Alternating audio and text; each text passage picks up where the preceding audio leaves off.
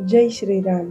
ताईंनो आणि दादांनो, श्री ब्रह्मचैतन्य गोंदवलेकर महाराज प्रवचन 27 जून.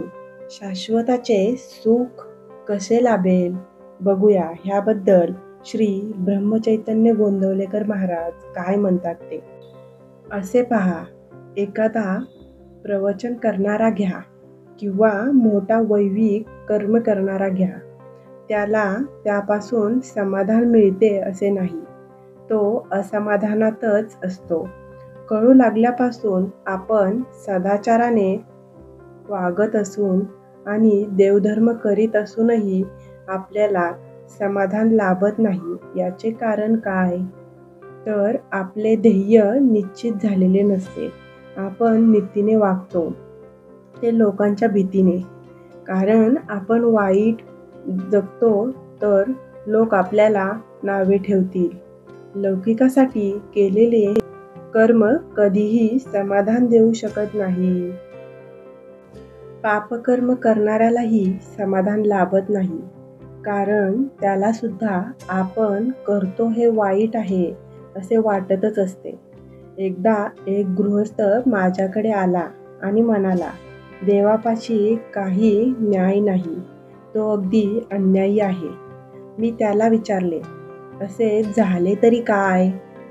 त्यावर तो म्हणाला, मी कधी कोणाचा पैसा खाल्ला नाही, सदाचाराने वागलो, पण मी फक्त एक मजली घर बांधू शकलो आणि माझ्या हाताखाली काम करणाऱ्या एका भिकारड्या कारकुनाने पैसा खाऊन माझ्या घरासमोर दुमजली घर बांधले.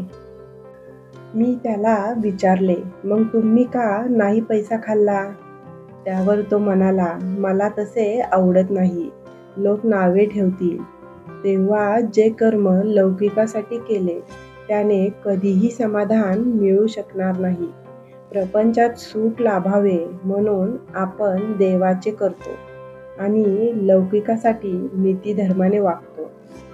मग त्यातून शाश्वताचे सुख कसे लाभेल? अंगावर चांगले दागिने घातले, उत्तम लुगडे नेसले, परंतु कुंकू जर कपाळाला नसेल तर या सर्वांची काय किंमत? तसेच जर देवाचे प्रेम नसेल तर त्या सत्कर्मापासून तितकासा उपयोग येणार नाही.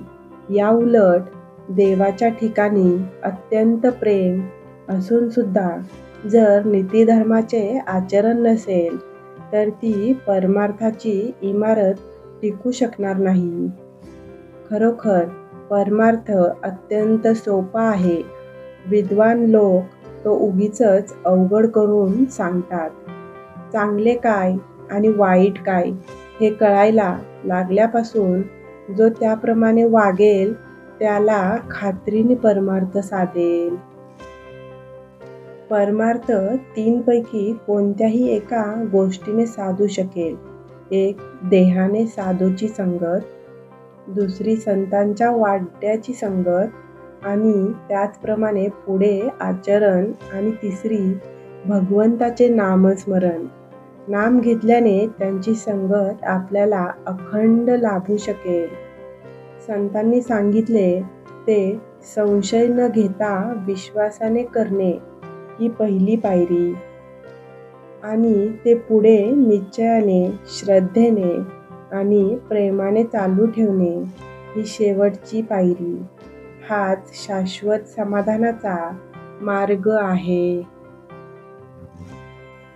बोधवाक्य. जग काय म्हणेल म्हणून वागणे याचे नाव व्यवहार. भगवंत काय म्हणेल म्हणून वागणे याचे नाव परमार्थ. प्रवचनाच्या शेवटी आपण सर्वांनी मिळून श्रीरामाच्या नामाचा जप करूया 11 वेळा.